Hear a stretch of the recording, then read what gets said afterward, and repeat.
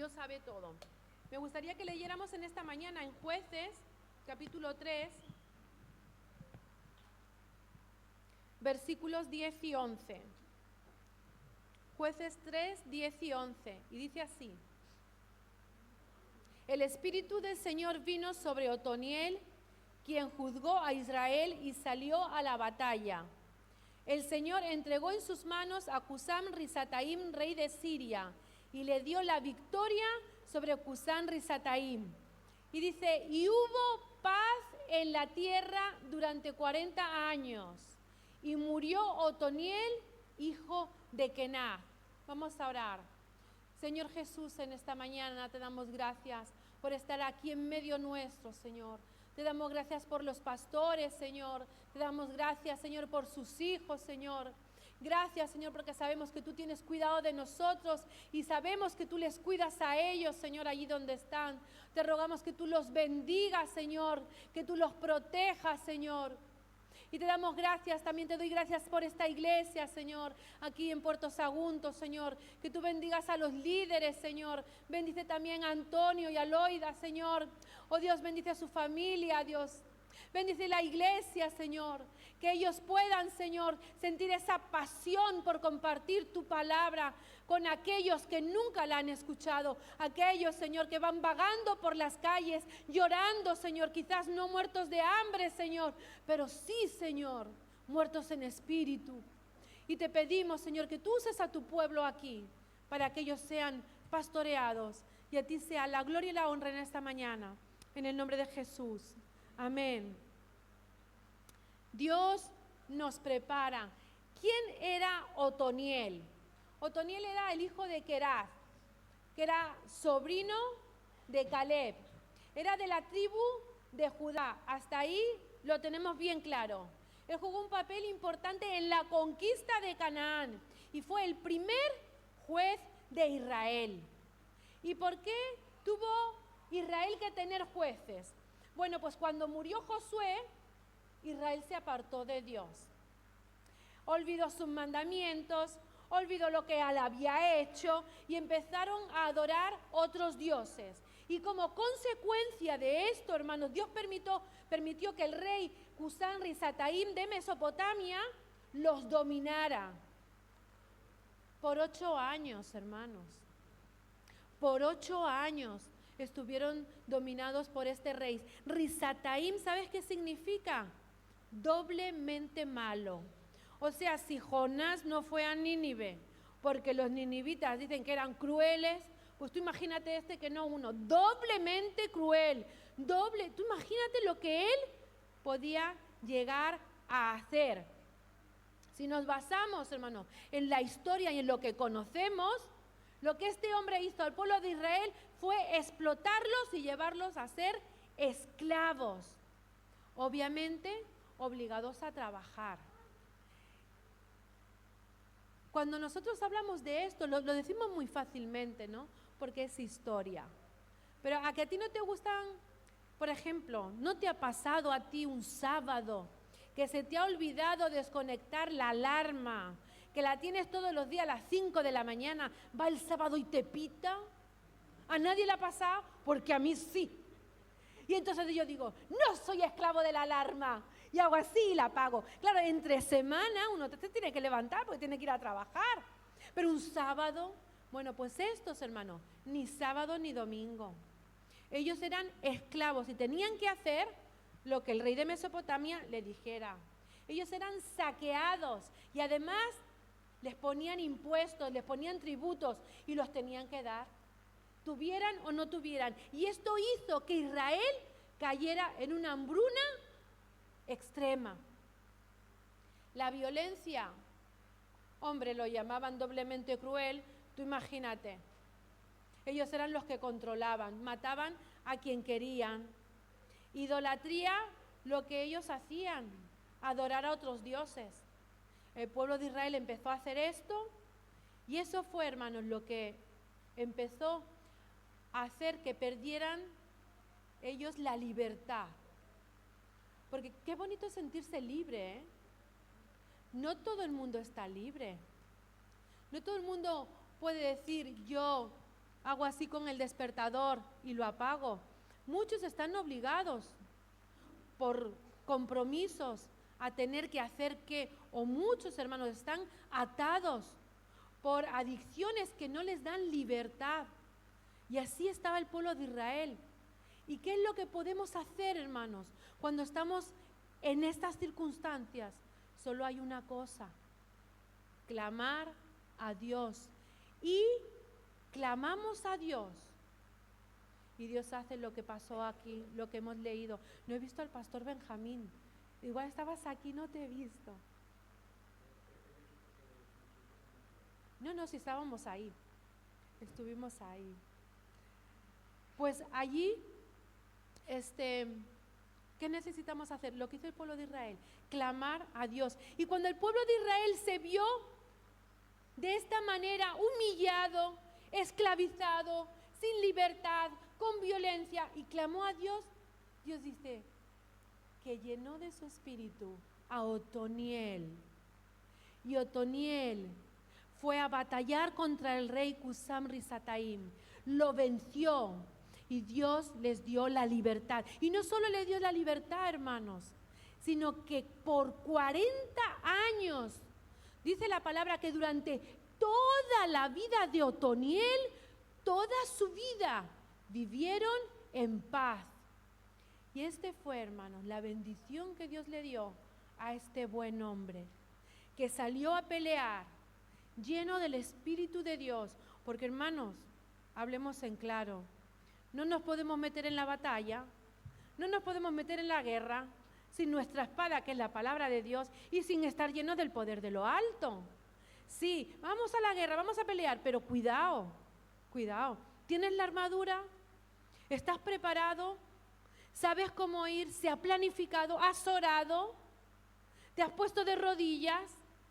Porque uno no se puede enfrentar a los problemas ni al enemigo, hermanos, tal como está. Uno se tiene que preparar como hizo Otoniel. Pero a mí me gustaría, hermanos, explicaros cómo fue que Otoniel empezó. ¿Cómo fue que Otoniel llegó a ser el libertador del pueblo de Israel y llegó a ser el primer juez de Israel? ¿Cómo fue esto? ¿Sabéis? Dios nos da un propósito y nos provee de todo lo necesario para conseguir sus planes, para conseguir sus propósitos. Y fue su espíritu, el espíritu del Señor, el que vino sobre Otoniel. Dios ama contar la historia, hermanos, de aquellos que han confiado en Él. Podemos leer la historia de Otoniel en Jueces y en Josué. Por si no queda claro en un libro, en 2.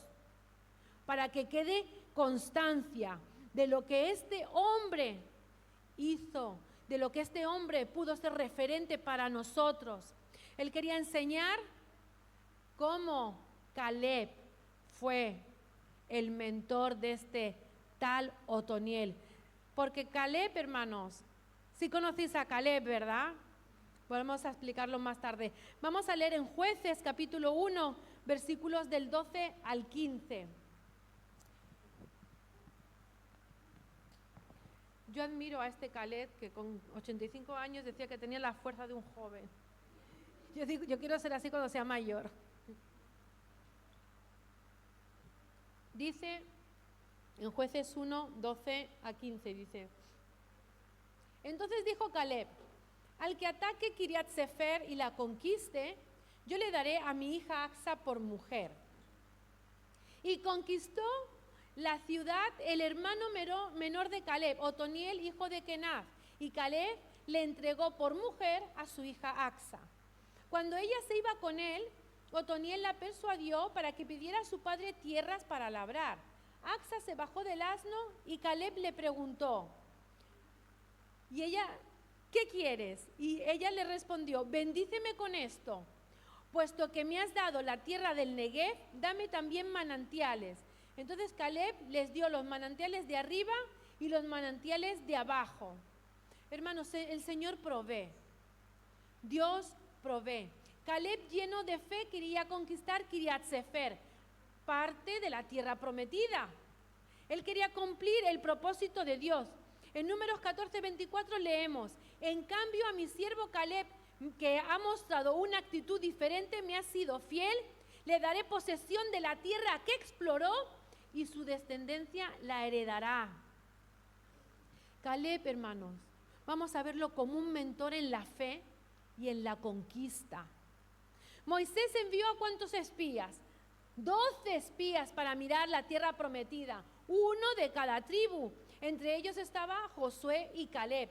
Tras 40 días, hermano, de exploración, regresaron con su informe. ¿Cuál era el informe? La tierra fértil, la tierra abundante.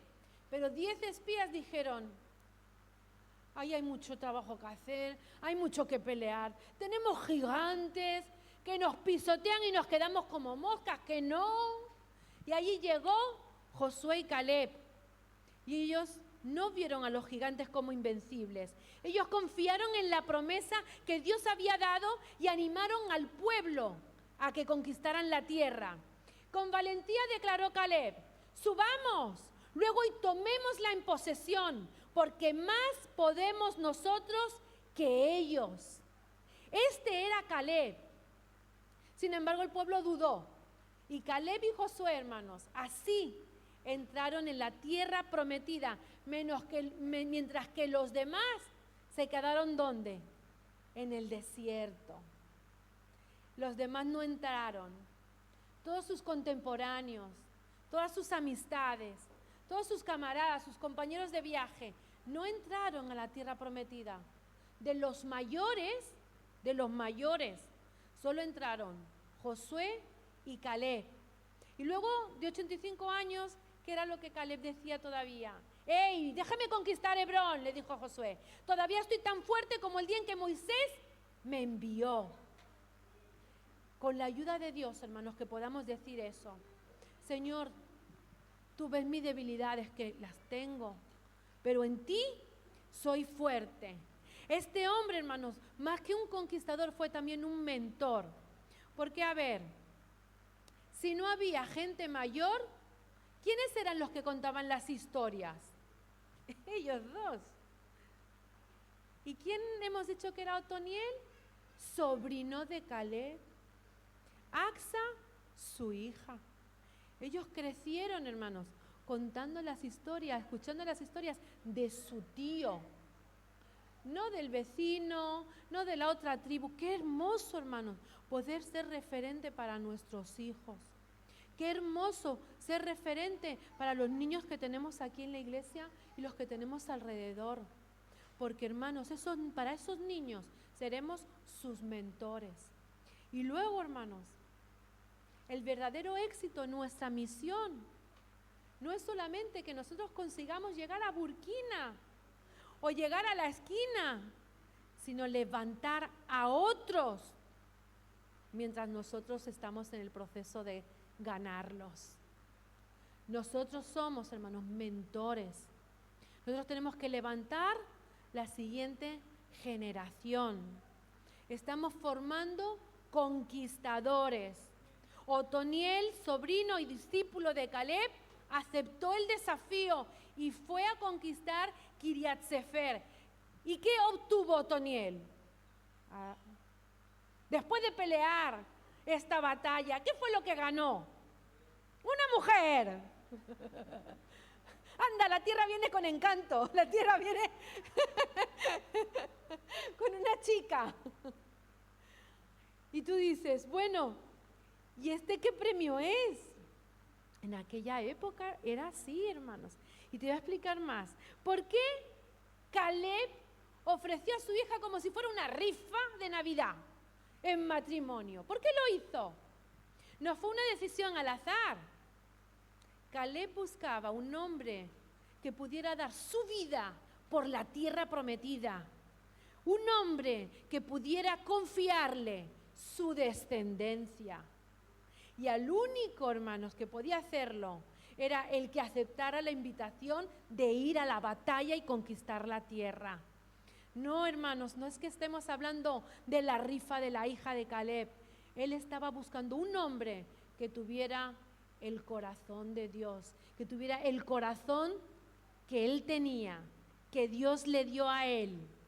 Y por eso buscó un esposo así para su hija. ¿Cómo era la tierra que recibieron? Porque no era normal que los hombres dieran heredad a las mujeres. Esto no era lo típico, esto era lo anormal. Lo normal es que la heredad la tuvieran los hombres. Pero Axa también tuvo su heredad. Caleb le dio el Negev. Y podríamos decir, fíjate qué guay, que le ha dado heredad a una mujer, ya puede estar contenta, pero aquel entonces no se hacía. Pues claro, ¿sabes qué significa la palabra Negev? Tierra seca. De hecho, era un desierto. Entonces yo imagino a Axa, ¿no? Pues sí, Dios mi padre me ha dado una heredad, un desierto, lleno de espinas, con muchos bichos. ¿Y cómo le doy yo comer así a mis hijos? Pero Axa, ¿qué creéis? Se había criado escuchando las historias. Axa sabía que Dios le había prometido a su padre y a su descendencia la tierra. Pues ella decía, pues para dar de comer a mis hijos, yo necesito que el campo sea productivo. Hermanos, cuando Dios nos llama a una misión, puede que el lugar parezca difícil, pero su gracia, su presencia, siempre es la que nos acompaña. ¿Y qué hemos dicho, hermanos? Si uno está en la voluntad de Dios, ¿cómo lo vamos a reconocer? Por sus frutos. Ella pidió con fe, papá, dame aguas. Pero antes de que ella pidiera, como hemos leído, hermano, en Jueces, dice que él le preguntó, ¿qué pasa? La miró, hermanos, y es lo que Dios hace con nosotros. Antes de que tú abras la boca, ¿qué crees? ¿Que Él no sabe lo que necesitas? Ella no le reclamó, hombre, papá, en vez de haberme dado el Negev, pues haberme dado otra tierra un poquito más cañera, más que tenga agüita, una montañita, algo. Pues no, ni le pidió otro campo. Ella aceptó la herencia que le tocó, pero le dijo, papá, dame agua. Ella no se conformó con lo que había recibido. Y el padre sabía que eran necesarias las aguas, lo sabía. Sabía lo que era el Negev. Y cuando ella le pidió, confió que su padre iba a ser generoso, porque las hijas tampoco pedían, hermanos, en aquella época. Imagínate, ya le había tocado una heredad, iba a pedir más, no era lo normal. Pero ella sabía y conocía a su padre, y su petición tenía un propósito claro. La única cosa era hacer fructífera la tierra que había recibido. Ella decía, papá, tú dame agua y yo haré que crezca fruta, yo haré que crezcan legumbres, tú solo dame aguas. A mí no me importa, como se dice aquí en España, ¿no? Quitarme los anillos. A ella no le importaba trabajar la tierra, porque el campo, hermanos, no es fácil. Y más cuando está en el desierto. Había que quitar piedras, había que regarlo una y otra y otra y otra vez. Porque no esperaréis que en el desierto caiga agua. Esa es la otra. Que aquí porque está lloviendo ahora mucho. Pero ahí me dicen, claro, en Burkina cuando yo le digo que llueve 3 meses al año, que se me ponen una cara, pues sí, hay lugares donde solo llueve unos meses al año y ya está. Y uno de esos lugares son los desiertos. Llueve muy poco. Entonces, hermano, tenemos que aprender a pedir con fe lo que necesitamos para hacer la obra que Dios nos ha dicho que hagamos. Porque a veces nos faltan herramientas, pero hay que pedirle al Señor. ¿Qué me decían el otro día en una iglesia? Había un hermano que quería salir a evangelizar. Dice, pero estoy evangelizando a un musulmán y claro, me faltan palabras. Hermanos, cuando vayamos a salir a evangelizar, tú confía que Dios te va a dar las palabras. Y cuando estés en tu trabajo, hermanos, no creas que tus palabras va a ser lo único que Dios puede usar para tocar la vida de otra persona. Si tú estás lleno del Espíritu Santo, como estaba Otoniel, antes de ir a la guerra, nos revestimos de poder. Si tú estás lleno del Espíritu del Señor y tú vas a trabajar, aunque estés callado, hermanos, Dios va a obrar en su corazón. ¿Por qué? Porque Él va a ver el testimonio. Él va a ver el testimonio. Las fuentes que le dio Caleb a Acsa garantizaban el bienestar de toda la familia. Porque Él no solo le dio, hermanos, unas fuentes. Él dice que le dio las fuentes de arriba y las fuentes de abajo. ¿Y qué significan las fuentes de arriba y las fuentes de abajo? Las fuentes de arriba, hermanos, significa la bendición del Señor, la que te cae, la lluvia que viene sobre la montaña, esa que no sabes cuándo va a venir y siempre es necesaria. Esa lluvia en la que le dijo Caleb a su hija: te daré los manantiales de arriba, te daré las aguas de arriba, te daré las fuentes de arriba. Hija, no te preocupes, tú trabajarás, pero no te va a faltar la herramienta para que sea el fruto y crezca. Y no solo eso, hermanos, también le dijo: también te daré las fuentes de abajo, las fuentes de los valles, los pozos tendrás que cavar. Y tendrás que cavar, pero hallarás agua. Y esa agua será para dar de comer a tus hijos. No les faltará nada.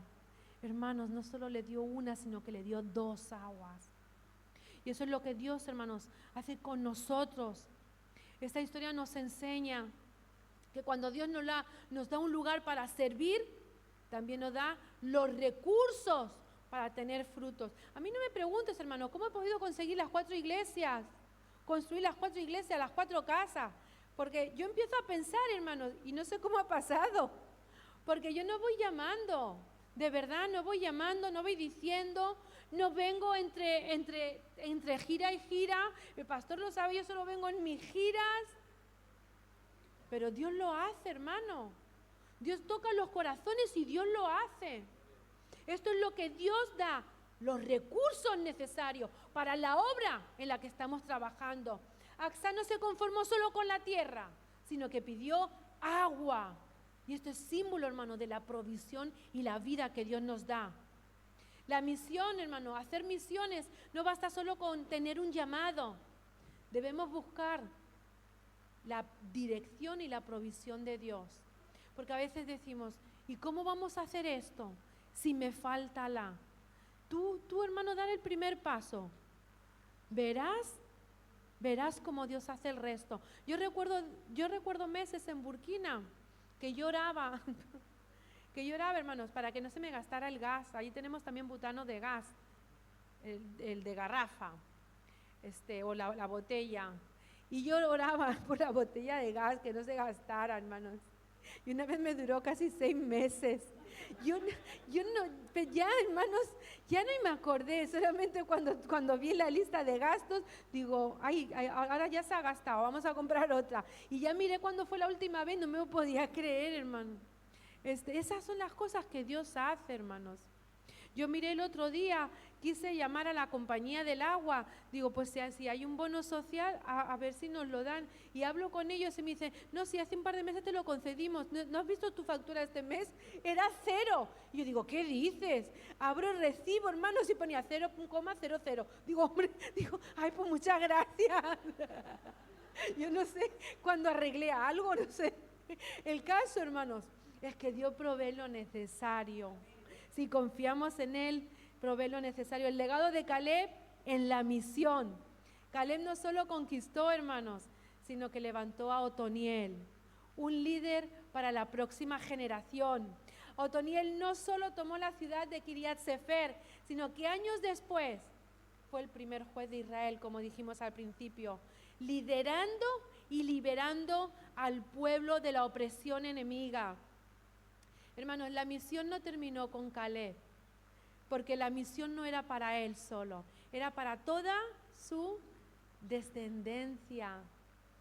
Y nosotros, hermanos, tenemos que trabajar en la próxima generación, tenemos que sembrar para ellos y tenemos que sembrar para que ellos puedan comer. No solo que nosotros podamos comer, sino dejarles para que ellos también puedan comer y puedan desarrollar su ministerio. A mí, hermanos, esto de ver a los niños aquí con la guitarra, para mí es una bendición, porque se están involucrando en la obra. Pero para nosotros creemos que están jugando, pero no, hermanos. Ellos se están involucrando en la obra. Caleb entrenó a Otoniel en la fe, en la valentía y en la dependencia de Dios. Y como resultado, Otoniel fue usado por Dios para traer liberación a su pueblo. Una misión con legado. Caleb y Otoniel, hermanos, enfrentaron desafíos. No fue fácil, pero vivieron las experiencias de un Dios de poder, de un Dios de propósitos. Y ellos nos enseñan que la misión no es solo conquistar, sino formar a otros para que también sean conquistadores. Dios nos sigue llamando a conquistar, hermanos, a conquistar Puerto Sagunto, a conquistar Sagunto, Valencia, España, Burkina, la China, y como yo digo siempre, y la esquina. No te olvides de la esquina, hermanos. A veces Dios nos llama a los que tenemos aquí al lado y nos utiliza, hermanos. Así que Dios sigue usando a su pueblo. ¿Estamos preparados, hermanos, para ir? ¿Estamos preparados para enseñar a la próxima generación? ¿Cuántos Otonieles, hermanos, podremos levantar? ¿Cuántos niños tiene la iglesia, hermanos? ¿Sabéis el número?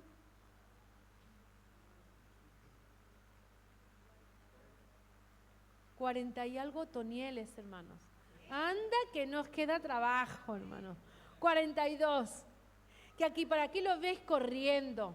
Creéis que no se enteran de nada, pero sí se enteran. Y una vez pillé a mi hija cuando tenía 5 años, hermano. La pillé, que yo no sabía qué estaba haciendo. Estaba haciendo con la mano así.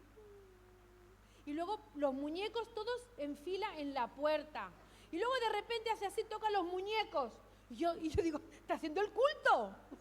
Pero espérate, es que en África no es así. Claro, ella me pillaba a mí viendo los videos de las reuniones, pues ella hacía lo mismo, hermano. Y eso era con los juegos que crecía mi hija y vuestros hijos. ¿O no, hermanos? ¿O no han jugado los culticos? ¿O no han jugado a llevar la alabanza? Esos Otonieles, hermano, que se van a levantar. Esos niños apadrinados, hermanos. En Burkina, cuando tú das de comer a un niño, tú te vuelves en su tutor. Esto no sé si lo sabéis, hermano. Allí en Burkina hay 2 adopciones. La completa, que es la que tiene mi hija, y la parcial o la simple. La parcial o la simple quiere decir que tú eres tutor del niño. Al igual que los padres son sus padres, tú eres el tutor. Si tú le das de comer, tú puedes decirles a los padres, oye, el niño está enfermo, llévalo al médico. Hasta ahí, hermano, llega la autoridad que tenemos, porque es su cultura. Y aprovechando su cultura, ¿a cuántos niños, hermano, hemos llevado al médico? Que se han caído de los árboles cogiendo mangos, se han roto la cadera porque tenían hambre y los hemos tenido que llevar a operar. ¿Y dónde me los encontraba yo? Tirados en el suelo, en su casa, con unas varillas de árbol. No, es que hemos ido al santero. ¿Santero? ¿El niño está apadrinado? Pues al coche que vamos al hospital. Yo me llevaba al niño y al padre. A los dos, porque no voy a llevar solo al niño. Somos tutores, al niño y al padre. Y si tenía que estar hasta 1 de la mañana, ahí estaba. Pero hermanos, gracias a ese tipo de cultura, todos estos niños han sido transformados. Ellos han visto otra realidad. Y nosotros aquí, hermanos, con nuestros niños, podemos también ver otra realidad. Me gustaría que os pusierais en pie. Y yo sé que no todos tienen familia aquí, pero me gustaría que los papás estuvieran juntos con sus hijos. He visto que aquí hay algunos niños. Por favor, juntaros, los papás con sus hijos, o los papás con los abuelos, o los abuelos con los nietos. Juntaos por familia y vamos a orar. Vamos a decir al Señor que capacite nuestra vida y a la siguiente generación. Vamos a bendecir a las familias para que se levanten como Otoniel. Pongan vuestras manos, orar por ellos. Vamos a cerrar todos los ojos. Yo voy a hacer una oración, pero todo el mundo que esté orando por sus hijos y por su familia. Y si no tienen familia aquí, hermano, júntate con una hermana, con otro hermano, que somos la casa del Señor, somos el cuerpo de Cristo. Amén. Vamos a orar. Señor Jesús, en esta mañana, Dios, yo te ruego, Señor, por todos los Caleb que hay aquí, Señor, por todos los abuelos, por todos los papás, Señor, por todo el testimonio que ellos han vivido, por cada experiencia que tú les has permitido vivir y sentir, Señor. Te ruego que ellos puedan saber cómo compartirla con la siguiente generación, Dios. Que tú visites a los abuelos, que tú visites a los padres y que tú visites a los hijos, Señor. Oh Dios, enséñanos cómo pasar el testigo. Enséñanos cómo dejar el legado, Señor, para que tu obra siga extendiéndose, Señor. Que no acabe solo con Caleb, Señor. Que tengamos a Otoniel, Señor, y que te tengamos también a sus hijos, Señor. Te presentamos los niños de la iglesia, Dios. Te presentamos los jóvenes de la iglesia, Dios. Que tú los tomes en tus manos, Señor. Y que ellos puedan ver en sus padres, en sus abuelos, cómo tú estás con ellos, cómo tú les das fe, cómo tú les das valor, cómo tú, Señor, les das esas experiencias. Y, Señor, te ruego por cada padre, por cada abuelo, que ellos sepan expresarlas y sembrarse en esta próxima generación. Y en esta tarde, Señor, te damos gracias por la misión en Burkina Faso, Señor. Oh Dios, yo al igual que Caleb, dejo sembrada en esta iglesia, Señor, la semilla de la misión, para que otros, Señor, se levanten, esta nueva generación se levanten y vayan, Señor, a otros países, o a Burkina, Señor, o a cualquier otro, Señor, donde tú los lleves, Señor. Te ruego que los prepares como preparaste a Otoniel, Señor. Y cuando ellos se hayan levantado en el llamado, hayan salido, Señor, que de ellos se puedan decir, y ellos vivieron en paz todos los días de su vida. Y he aquí el fruto.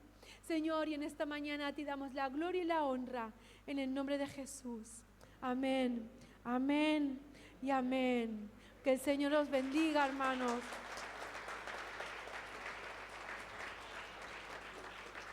Una bendición. Pues